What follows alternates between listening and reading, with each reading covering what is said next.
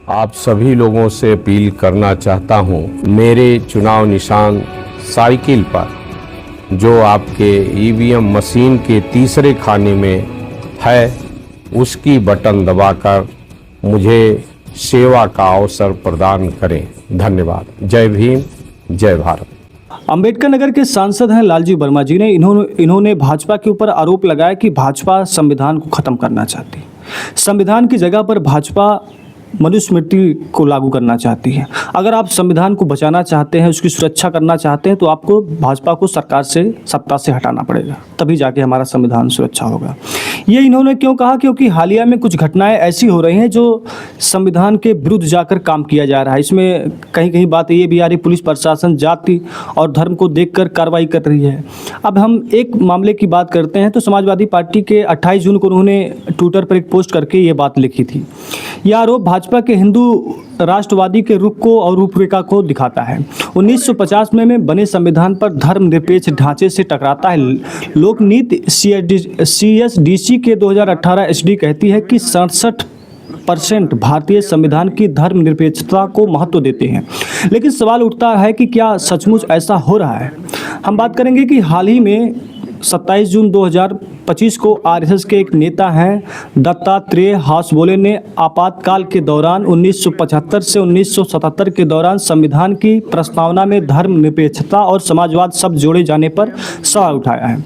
उनका कहना है कि डॉक्टर भीमराव अंबेडकर जी की मूल प्रस्तावना का हिस्सा नहीं था और इसे कांग्रेस ने जबरदस्ती थोपा था इमरजेंसी के समय। क्या शाश्वत है भारत के लिए? सेक्युलरिज्म का शब्द भारत संविधान में नहीं था, प्रस्तावना में जोड़ा है। विचार में होंगे सेक्युलरिज्म के, बाकी गवर्नमेंट पॉलिसीज में है, स्टेट पॉलिसी में है, वो अलग बात है। तो इन दो शब्दों को प्रस्तावना में जोड़ा, बाद में इसको निकालने के प्रयत्न हुआ नहीं है। चर्चा हुई, दोनों प्रकार के आर्गुमेंट्स हुए, तो क्या वो रहनी चाहिए प्रस्तावना में? ये विचार होना चाहिए, यानी कि आपातकाल के समय।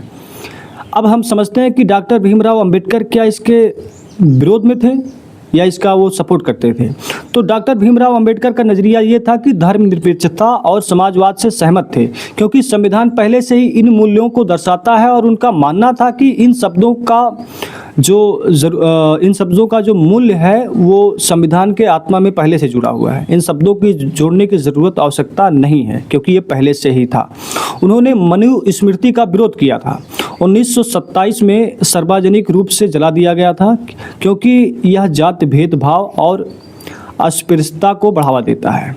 लालजी वर्मा का बयान उत्तर प्रदेश की हालिया घटनाओं में भी हो सकता है, जैसे कि यहां पुलिस कार्रवाई में कथित पक्षपात, जाति आधारित तनाव पर जून 2025 में चर्चा रहे। जवाबों में दलितों और पिछड़े वर्ग के खिलाफ बेसिक बातें हैं जो भारतीय राजनीति में जाति के मुद्दे को गहरा करती है। यह सब समाजवादी पार्टी की ओर से भाजपा के खिलाफ एक राजनीतिक रणनीति भी हो सकती है कि जो 2027 के विधानसभा चुनाव को लेकर एक तैयारी हो सकती है। इसको एक अहम मुद्दा बनाया जा सकता है। लेकिन सवाल क्या भाजपा संविधान को सचमुच बदलना चाहती है? तो देखिए, आप इसको समझने के लिए दो बातें समझिए कि लगभग जब भाजपा नहीं थी, जब हिंदूवादी संगठन RSS और जनसंघ था, यानी कि भाजपा के जो पूर्वज कहा जा सकता है, जहाँ से वो चलता था, फिर जनता दल बनी, फिर BJP बना, तो मतलब कई चीज़ें हुई।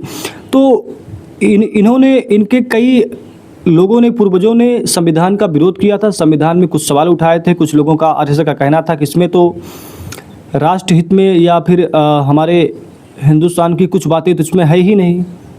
तो इस पर विरोध काफ़ी ज़्यादा हुआ था पहले। हालांकि अब भाजपा कहती है कि नहीं, हम संविधान को सबसे ज़्यादा मानते हैं, लेकिन इनके पूर्वज नहीं मानते थे। इस बात में कोई बात नहीं है। यहाँ तक कि RSS ने कई सालों, कई दशकों तक संविधान अपने कार्यालय या अपनी जगहों पर कहीं, मतलब ये जो तिरंगा है हमारे देश का, उसको नहीं लगाया था, बाद में लगाया है। तो आपका क्या नज़रिया है कि लालजी वर्मा जी ने जो ये बातें उठाई है, इस पर आप कैसे समझते हैं? भाजपा को संविधान ख़त्म करना चाहती, बदलना चाहती, आप कैसे देखते हैं? कमेंट में ज़रूर बताइएगा।